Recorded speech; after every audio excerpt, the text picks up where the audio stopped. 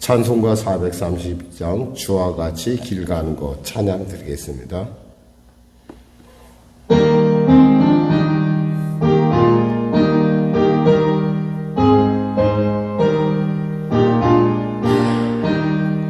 주와 같이 길 가는 것 즐거운 일 아닌가. 우리 주님 보러 가신 발자취를 밟겠네. 한 걸음 한 걸음 주 예수와 함께 날마다 우리 거룩하리.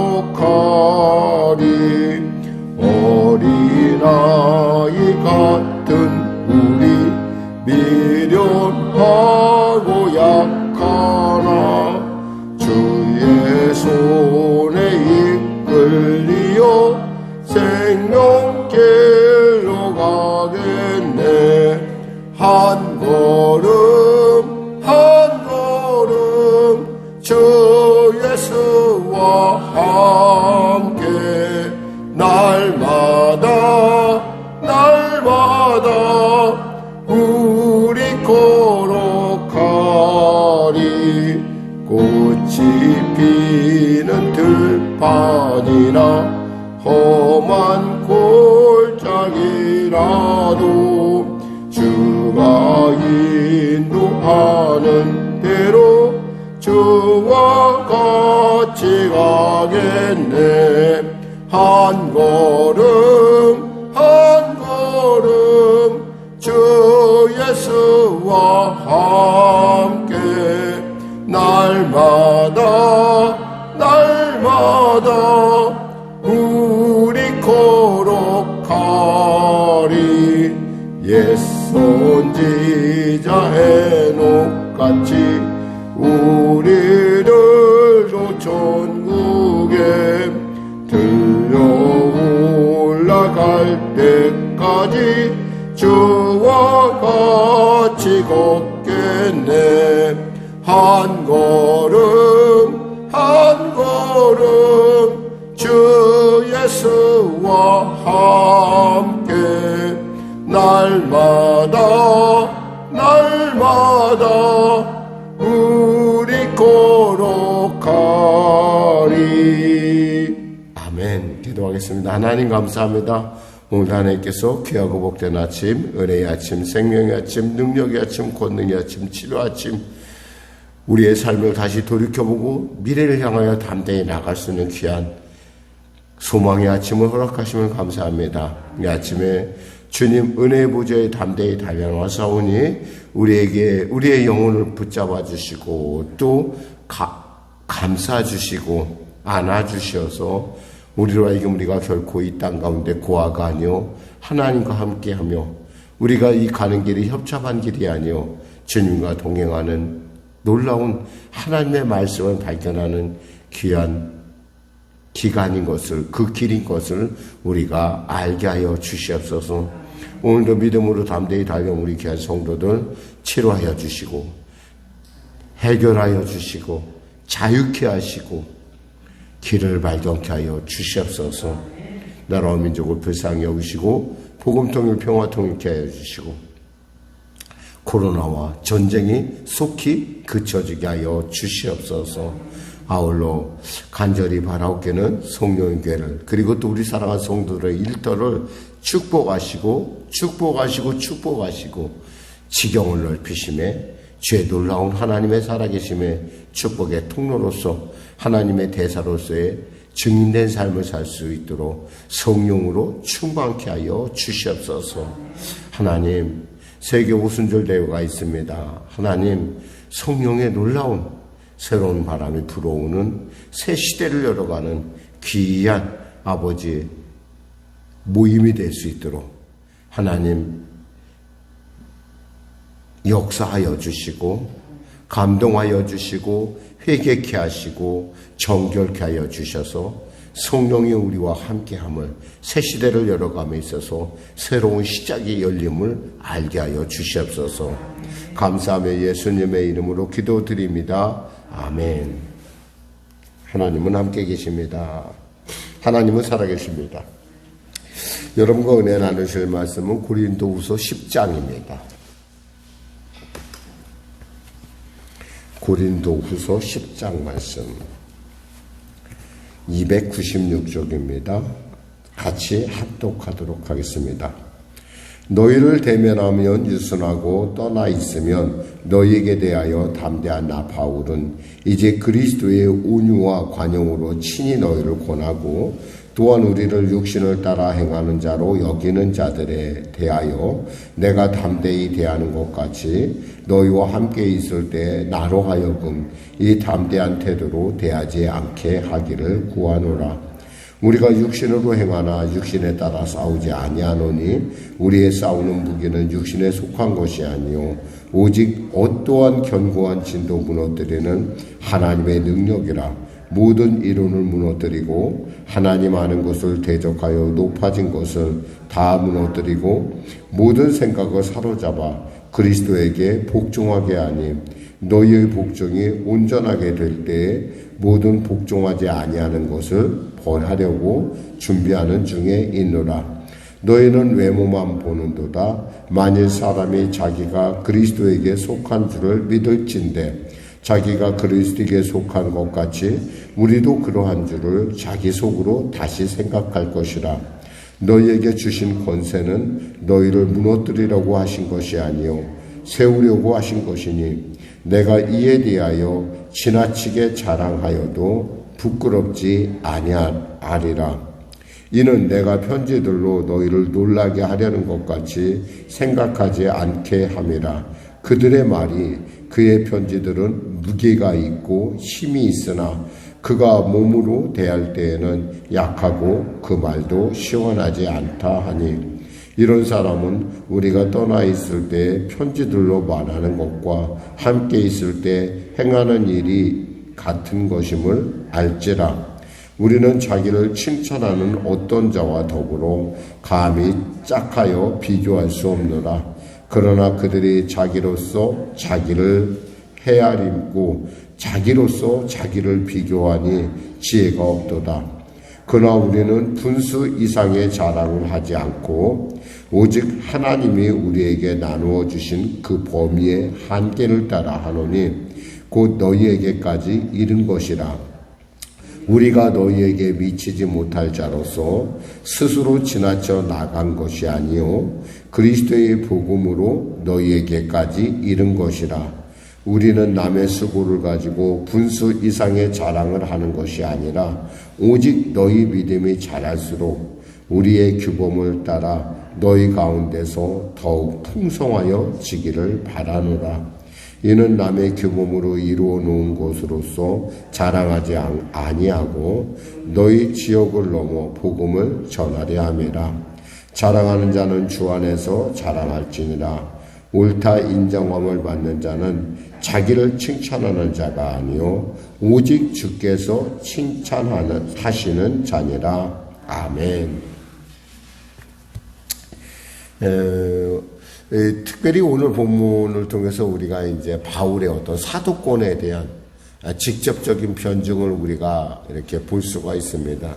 사실 이 고린도후서는 그러니까 13장으로 이루어져 있죠. 그리고 그것은 세 부분으로 이렇게 크게 나눌 수가 있습니다. 예를 들면 1장 1절에서 11절까지가 서론이라고 한다면 13장 11절에서 13절 그러니까 우리가 배운 13장에 나오는 11절 13절이 결론이라 할 수 있겠습니다. 그리고 오늘 본문은 구체적으로 말하면 고린도 교회를 흔드는 거짓 사도들에 대한 그래서 왜 그들이 거짓인가에 대해서 바울이 어떻게 밝히고 자신은 외모로 취하는 사람 물론 바울 자신이 외모에 있어서는 별게 남보다 탁월한 것 같지는 않아요. 예를 들면 바울에 대해서 뭐라고 사람이 얘기를 하냐면 이분 좀 키가 작았을 뿐만 아니라 좀 약간 그 눈이 이렇게 서로 붙어 있고 좀 다리 하나를 절고 그랬다고 이렇게 전해지고 있습니다. 그러니까 외모로 따지면 이렇게 막 특별한 어떤 모습. 근데 물론 이제 성령으로 충만할 때 어떤 그의 모습, 그 성령으로 보는 사람의 눈으로 볼 때는 그는 천사 같을 것이고 그는 하나님의 사자 같게 그렇게 보입니다. 그러나 세상 눈으로 봐서는 정말 볼품없는 그러한 모습을 갖고 있었던 것으로 보여집니다. 그러니까 사람들이 거짓 교사들, 특히 그럴듯한 외양과 그럴듯한 어떤 그런 말을 하는 그런 사람들, 말 잘하는 사람들, 그런 말에 고린도 교인들이 현혹되었다는 거죠. 그래서 말하기를 뭐라고 얘기하냐면 육신에 속한 자다. 그러니까 우리가 말하면 2절에 보면은 우리를 육신에 따라 행하는 자다 이렇게 여겼다는 거예요. 육신을 따라 행한다는 건 뭐예요? 예수와 상관이 없는 사람들이다. 이들은 사도가 아니다. 그런 뜻이에요, 사실은. 근데 이들이 과연 어떤 사람이냐? 이 사람들은 외양을 중시하는 사람이에요. 여기서 보니까 12절에 보니까 이 사람들의 어떤 내적 특징에 대해서 얘기하고 있어요. 뭐냐면 그들이 자기로서 자기를 헤아리고 자기로서 자기를 비교하니 라고 되어 있어요. 이런 사람의 특징이 뭐냐면 자기가 최고인 줄 알아요. 자기가. 그러니까 사실 비교라는 건 상대라는 건 뭐예요? 자기가 아니라 누군가하고 비교가 될 때 그게 비교라는 것이지 그게 진짜지 내가 나 볼 때 얼마나 우리가 참 우리가 굉장히 좀 자기에 대해서 굉장히 관대해요. 근데 바울은 지금 그런 사람의 특징에 대해서 그 거짓 교사들의 특징이 그렇다는 거죠. 근데 너희가 외양에 속았다는 거예요. 외양. 사람들 이런 얘기가 있죠.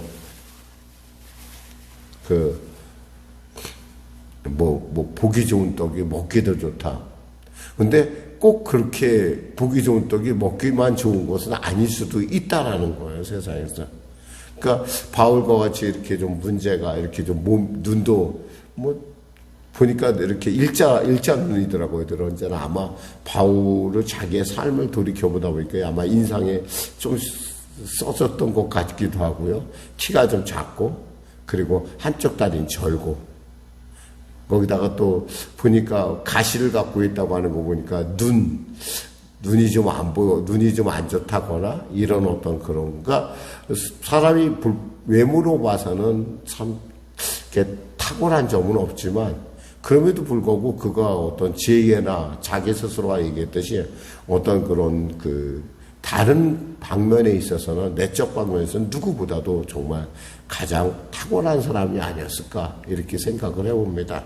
자, 말씀을 통해서 우리가 살펴보겠습니다. 너희를 대면하면 유순하고 떠나 있으나 너희에 대하면 담대한 나 바울은 이제 그리스도의 온유와 관용으로 친히 너희를 권하며 또한 우리를 육신에 따라 행하는 자로 여기는 자들에 대하여 내가 담대히 대하는 것 같이 너희와 함께 있을 때 나로 하여금 이 담대한 태도로 대하지 않게 하기를 구하노라 이렇게 했어요. 사실 바울이 사람을 볼 때는 굉장히 유약한다. 이 사람은 사람의 눈치를 본다라고 그들이 얘기하고 있어요. 그런데 사실은 사람의 눈치를 보는 것이 아니라 이들은 나의 자녀이기 때문에 심하게 말을 못하는 거죠. 좀 잘못했어도 우리가 그렇잖아요. 아이들에게 좀 잘못한 거 있으면은 아이들을 좀 이렇게 좀 정확하게 탁탁 이렇게 해야 되는데 우리가 그러지를 못해요. 보통 넘어갔다가 한꺼번에 터뜨려 문제죠. 사실은 제일 좋은 방법은 아이들이 잘못될 때 그때 정확하게 지적해 주는 게 좋대요. 근데 그렇게 하게 되면 아이들이 거기 잔소리꾼으로 여길까봐.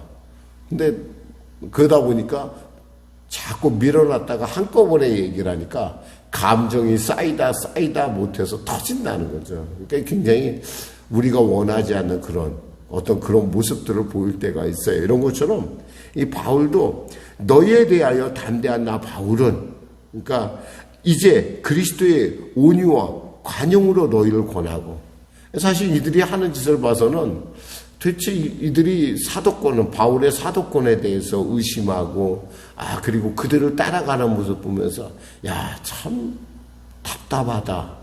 참 문제가 있다. 이런 마음. 또한 우리를 육신을 따라 행하는 자로. 그들은 이렇게 바울을 얘기했어요. 저 사람은 육신을 따라 행하는 사람이야.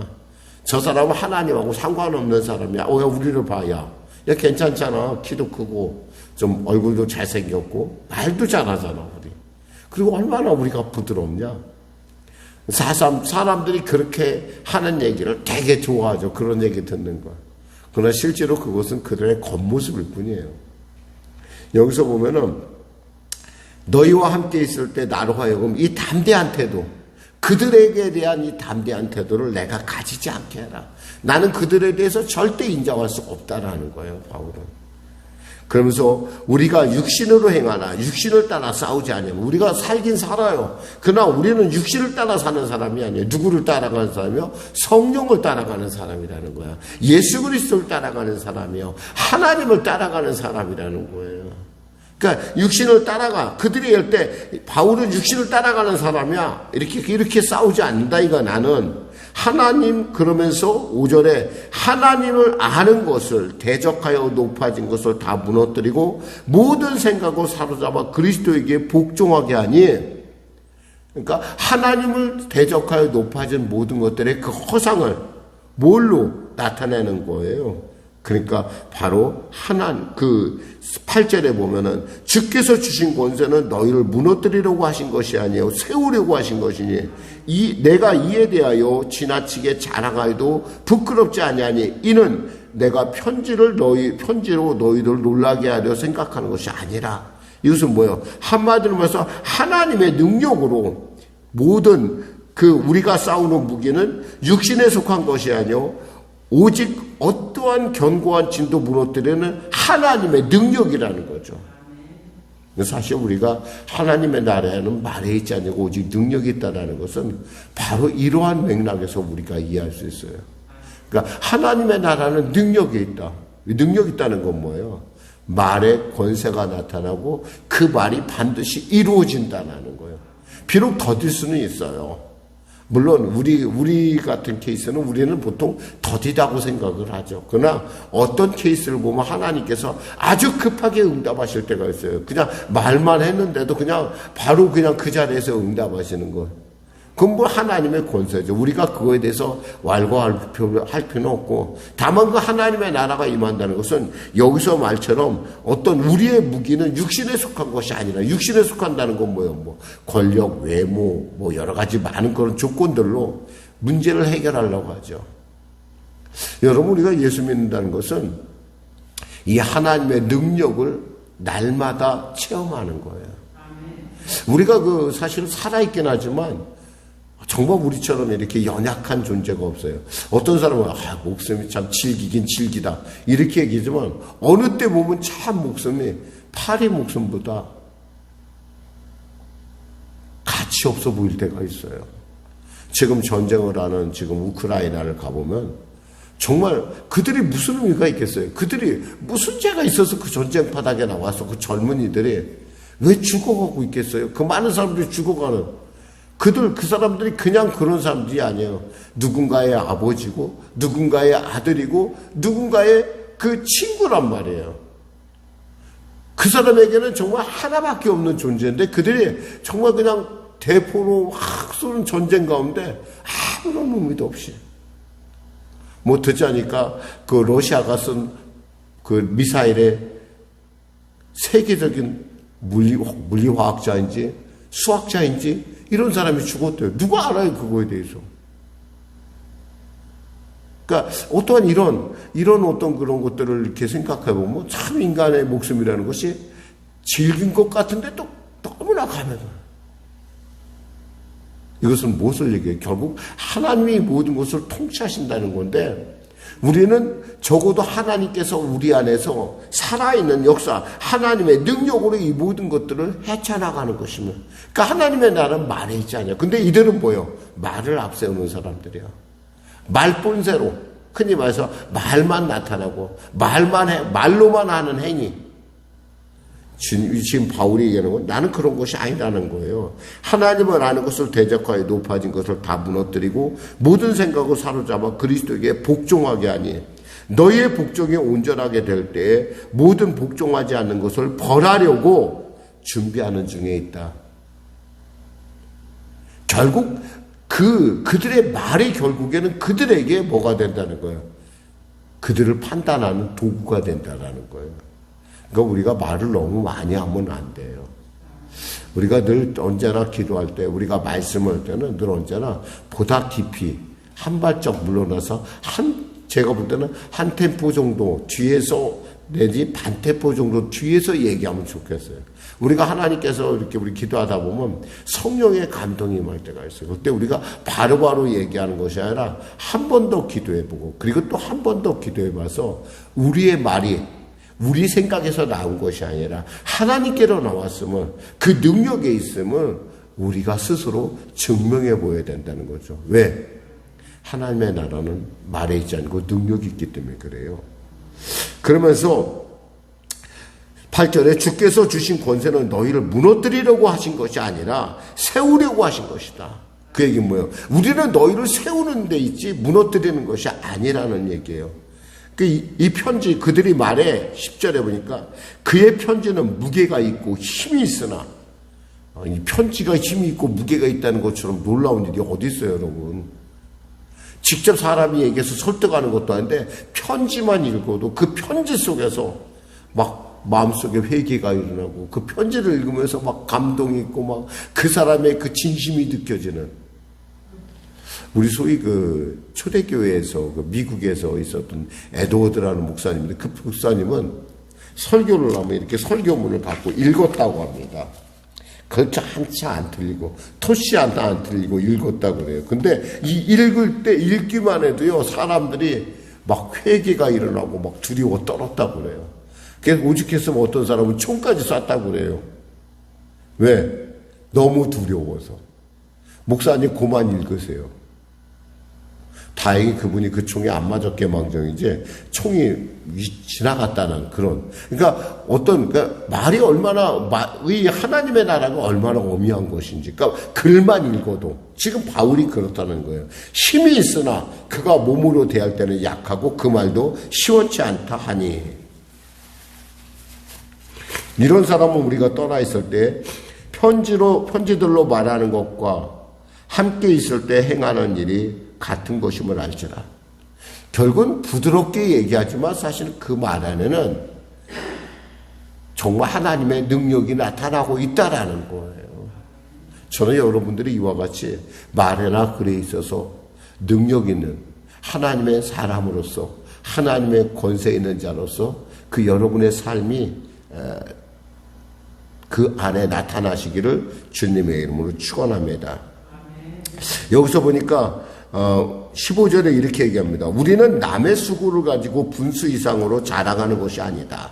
나는 남이 터는 터에 가서 바울이 복음을 전하지 않았다는 얘기하는 거예요. 난 남의 것을 가로채는 사람이 아니야.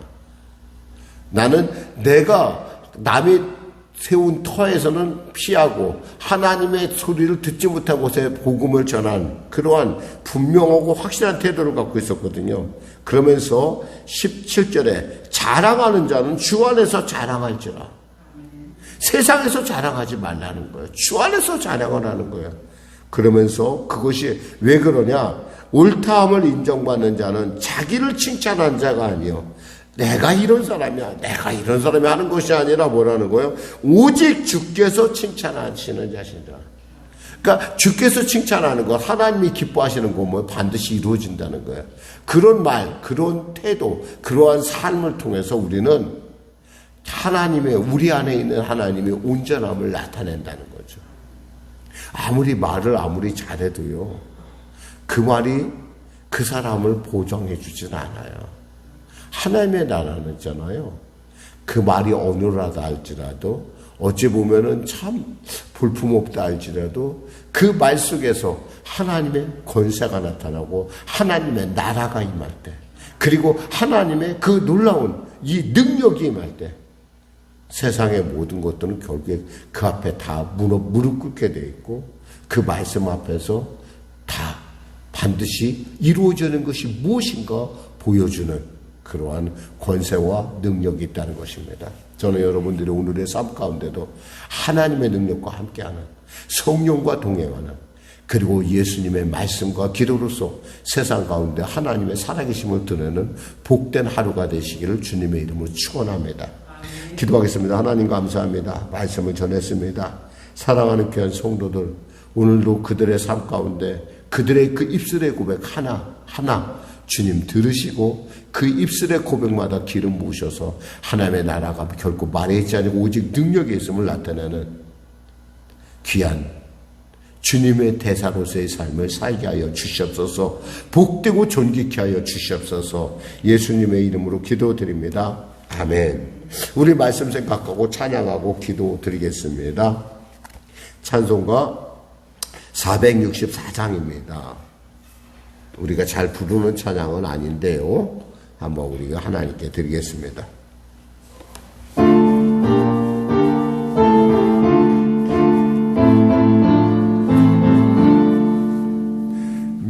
믿음의 새빛을 밝히는 마음으로 주의 길 나서는 하나님 백성들, 언제나 밝은 마음 믿음으로 살면 은혜의 구원 열매 풍성히 맺으리. 소망의 새빛이 가득한 마음으로 주의 길 따르는 하나님 백성들, 언제나 푸른 마음 소망으로 살면 영광의 하늘나라 면류관 얻으리. 사랑의 새빛을 나누는 마음으로 주의 길 행하는 하나님 백성들, 언제나 푸른 마음 사랑으로 살면 평화의 주님 나라 이 땅에 이루리. 아멘. 하늘에 계신 우리 아버지의 이름을 거룩하게 하시며 아버지의 나라가 오게 하시며 아버지의 뜻이 하늘에서와 같이 땅에서도 이루어지게 하소서. 오늘 우리에게 일용할 양식을 주시고 우리가 우리에게 잘못한 사람을 용서하여 준 것 같이 우리 죄를 용서하여 주시고 우리 시험에 빠지지 않게 하시고 악에서 구하소서. 나라와 권능과 영광이 영원히 아버지의 것입니다.